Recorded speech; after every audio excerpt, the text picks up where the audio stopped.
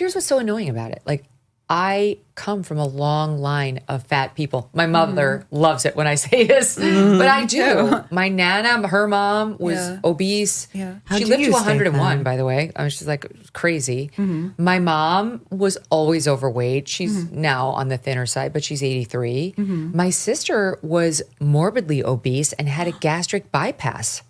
Yeah. Wow. So like, I have a long line of heavy people who I love. So you're in kind my of like intimate circle. overcompensating. Well, no. I just feel like I will not be fucking shamed out of my opinion. Obviously, I have nothing against overweight people. You know, they're the people I've loved most in my life. But I also had my dad die very young on me at a young age. I'm like, I'm just not going to let this happen to me. I'm going to make different choices so that I can live. That's how I feel. And I also am much more vain than my Nana was or my mom. Well, that's what it comes down to. Yeah. It's like some of us are more vain than the others. And I think people really resent that because they see vanity as like a very grave sin. And it's really not compared to all the other ones. Yeah. I mean, we all have, like, I don't see anything wrong with vanity because if it helps you stay thin, which is healthy. It's fine. I mean, like all things, like it's good in moderation. Like I think if the vanity takes over your life and makes it impossible for you to like take care of your children or something like that, then you become Catwoman with the plastic surgery. Yeah, I have seen this one like Instagram influencer around who clearly has like advanced anorexia and she somehow managed to give birth to children and she, oh my God, they're like kind of involved in her like brand and grift upsetting. And that I find that to be upsetting. That's its whole separate mental illness. But we've like crossed over from this point of like we used to bully fat people like when I was growing up in the 70s and that was wrong. I remember instances like that with my mom that upset me, like or mean about her, and I hated that. She's such a good, funny, amazing person. So I would never be that person. In no way would I bully somebody who, because eating is difficult to control for a lot of people. It's one thing to bully and another thing to make a statement of fact. And I feel like amongst like with my family and like my other Russian friends, I feel like it is okay to just say, you're fat. I'm telling you that you're fat because I love you. Well, like, and I don't want you to be fat because you're going to get sick. Yeah, would you say that to your friend? Some of them, yeah. Have you said that to anyone? Eugene. Eugene. Yeah. Would you say it to Anna? If she got fat, maybe. If I got fat.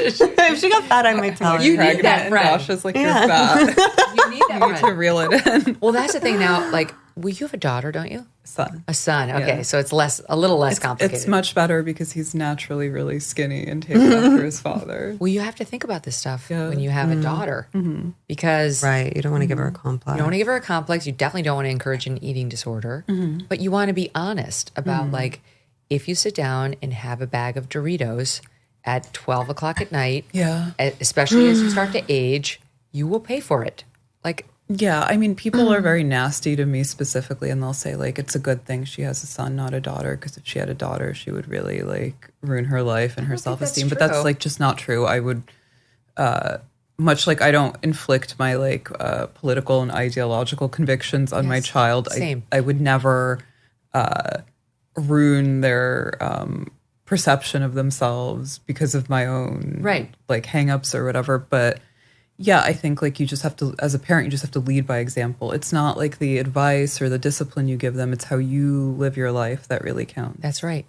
Well, what's the point of this whole piece in New York in the cut? I think it's to, under the auspices of taking like a fair and balanced look at this woman's product. What they're really trying to do is shame her for being too quick to participate in shaming young girls who are fat or like shaming fatness in general. Well, now it seems especially like poorly timed because with Ozempic and stuff, like people who are formerly body positive, like Adele or probably some other, like they all go when they can, they do. They lose the weight. Yeah, Lizzo's going to be thinner than we are soon. What's her name? Who?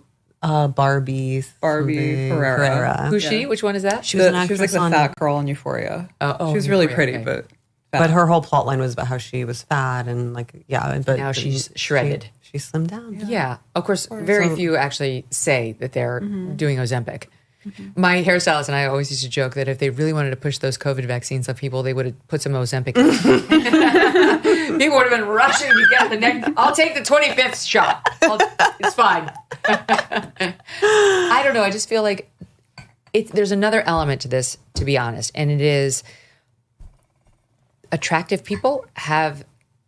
There are polls, like there are studies that show they do better in society. They're quicker to get jobs. They're quicker to get promotions. Makes sense. Yeah. And that can be like, it doesn't mean you have to be like born winning the genetic lottery, but it means it's better to stay put together.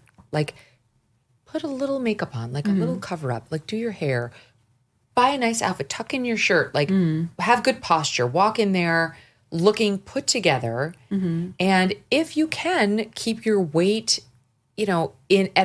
at a healthy level, it will help. It's not to say you can't be trusted and if you're an overweight person. Again, my own mom has had a life. And plus, there's plenty of like fat geniuses who exude insane charisma. And my mom was very successful and very funny. She's always like, stop telling everybody I'm fat. She's so funny. But I'm just saying, like, what I would like for my kids is that they keep it within certain lines so that they stay well, they're perceived well, and they feel well. This administration is working very hard to try and fix this country. But while they're focused on fixing the country, they can't fix your personal finances. That's really up to you. And that's why thousands of Americans are turning to Birch Gold. In the past 12 months, the value of gold has risen by 30%. Think about that. How's your stock market investment doing? Has it gone up 30%? Have you made 30% on your money? And demand is strong and it's growing. While reports are that the BRICS nations are actively working to challenge the US dollar as the world's reserve currency, that's not great. In other uncertain times, gold has offered peace of mind. And in these uncertain times, it does the same. Birch Gold makes it incredibly easy to convert your existing IRA or 401k into a tax-sheltered IRA backed by physical gold. Or if you prefer, you can buy gold to store in your own home safe. Just text MK to the number 989898, and Birch Gold will send you a free info kit on gold. There's no obligation, only useful information. With an A+ rating with the Better Business Bureau and tens of thousands of happy customers, take control of protecting your savings today. Text MK to the number 989898. Thanks so much for watching. If you like what you just saw, hit the subscribe button for more clips and full episodes.